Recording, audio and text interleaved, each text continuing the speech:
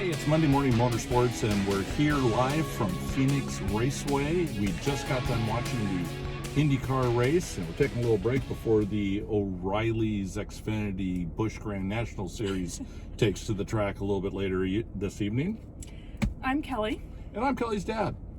And today we're going to go over our predictions of who we think is going to fall out of the playoff spots for the Cup Series and who currently outside of the playoffs is going to make it in.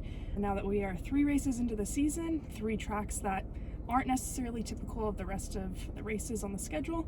So we had one plate race. We had one track, Atlanta, that acts like a plate race. Although as that track ages and weathers in that hot Atlanta sun, it's getting more and more racy and a lot more fun to watch. And then we had COTA, the road course. So now we're finally to what we would typically call traditional NASCAR tracks. So when we look at the standings after 3 races, there are a number of names that you would not expect to find in the top 10, and there are a number of names from 20th back that you wouldn't expect to see there. And so what we're going to do is we're going to talk about who do we think 20th and beyond will actually make the chase of the big names, and then who of those, I count 5, we don't normally see you here, drivers, how many of them are going to hold on and still make the chase at the end of the season. So do you want to start with your 20th and beyond and what you think is going to happen there? I would love to. So I only picked 3 names here. I was trying to keep this concise. So I have 3 names in and 3 names out. Okay. So my first 2 that are out, that are 20th or below, that I think are going to make their way in, Denny Hamlin and Christopher Bell, both from Joe Gibbs Racing. Okay. Currently we don't have anyone from Joe Gibbs in a playoff position. No. And I frankly don't think that Ty Gibbs is going to be the one to do it, but I do think that they will have a couple of drivers that will make the chase, and I think Denny has something to prove still, particularly after how the last Phoenix race went for him. Oh yes. And Christopher Bell is one of those drivers that I feel like just flies under the radar. He's consistent most of the time, he's steady. He's not talked about a lot, but he just shows up and does his job. And I feel like that's the kind of consistency that you need over, 26 races, however many we're doing to get to the chase this year. And so for that reason, I picked him over Briscoe as my 2 JGR drivers to make the chase. Okay, so some of the names that are in 20th and beyond is Ross Chastain, Kyle Busch, Denny Hamlin, Christopher Bell, Chase Briscoe, and also have Austin Cindric cleared down in 31st, and of course Alex Bowman, who is dealing with vertigo issues. I just don't see any chance of him making the chase, so I'm not going to spend a lot of time on that. I find the Joe Gibbs Racing situation with Gebhardt leaving and the controversy there, and the fact that you have all 3 of Joe Gibbs Racing teams so far down the list. All four. I have a hard time knowing if they're going to actually turn it around. But out of that group, I kind of agree. I'm going with Denny Hamlin and Christopher Bell, and I think that is it out of that group. I don't see anybody else training around the season. Of course, we'll look at this at the end of the season to see what idiots we were by making these predictions. So now at the other end... I have one more. Oh, I'm sorry. Please proceed. I also highlighted Austin Cindric, primarily because he has 19 stage points already. He's in 31st right now, mostly due to really poor finishes. But 19 stage points tells me that he's running up front. It's just hasn't finished off well. And, Penske. The other 2 drivers are top 6. I have a hard time thinking that he's going to stay that far down the list. And Penske always does well here at Phoenix, so it'd be a great chance for him to turn around. Yeah, make up some more points. Make up some points here. Yeah, so that was my 3rd below 20th driver. Okay, well, I'm only going with 2. You're going with 2? I think that's a good call there, but I didn't call it beforehand, so, sorry, that's the rules. I don't get to change my mind partway through. So here are what I feel are the 5, I'm kind of surprised to see you here, drivers in the top 10. Of course, you have SVG.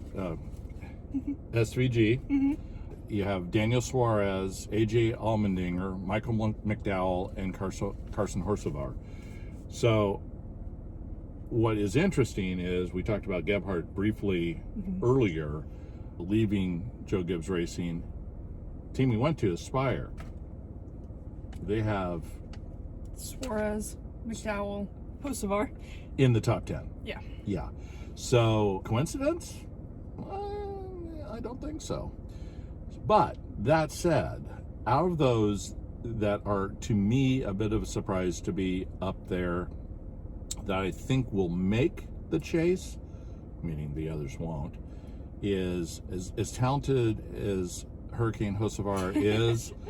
To quote a line from Bull Durham, he has $25 million talent and a 25-cent head. And if I get that quote wrong, I'm sure somebody in the comments can correct me, but it's something like that Kevin Costner's character said to the All-Star, the new signee pitcher. So I don't have him in. I'm not sure that AJ Allmendinger is going to stay there. I am impressed with Daniel Suarez so far, and I think SVG, this is the year that he finally is able to put it together on the ovals as well as the road courses. Maybe that's a bit of a sentimental pick because I think a lot of people love SVG and the way he races. And then my wild card there is Michael McDowell. And he's so good on the plate tracks. He's very good on the road courses.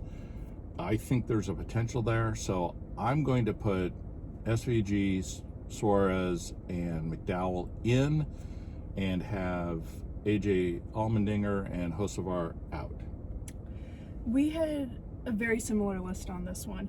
And basically the same 5 guys were the ones that I was hemming and hawing about on whether or not they would stay in the playoffs. I agree on SVG. I think as soon as he's got ovals figured out, he's going to be really tough to beat. And I agree. I think at some point this season, that's when that happens for him. I think he stays in. Daniel Suarez, I think, has something to prove after being dropped by Trackhouse. He seems to be driving angry. Yeah. Yeah, in a positive way. Yeah. In a very positive way.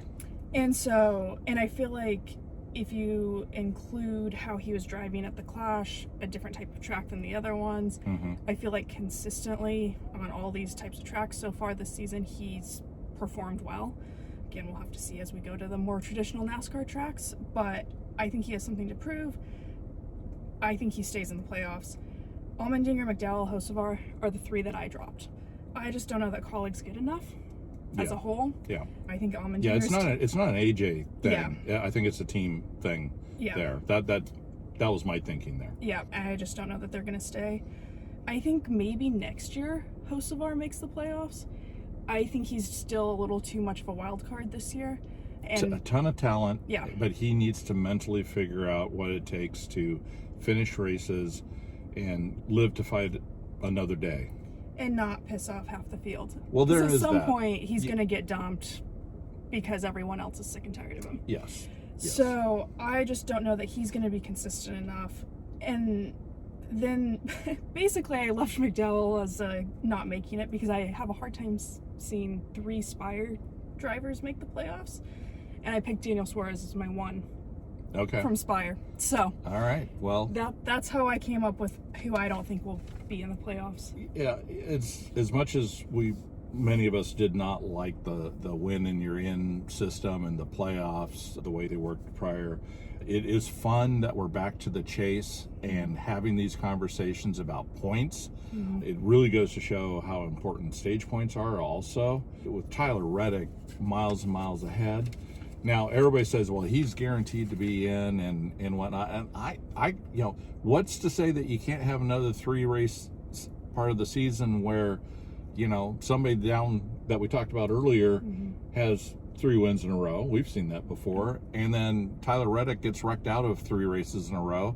And, if it's wrecked out early and doesn't get any stage points, that brings people back into it very, very quickly. So, I think people are a little bit overzealous on this. It is a long season and 3 races don't make a season. So we'll see how all that turns out.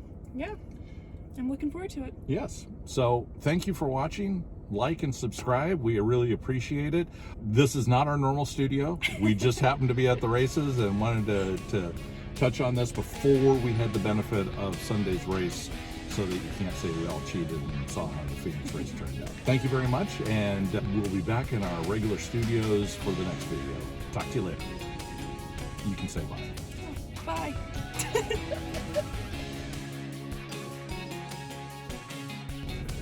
And we're live. Hey, that was awful. So we'll start over. And That was good. hey, it's Monday Morning Motorsports, and we're here live from Phoenix Raceway.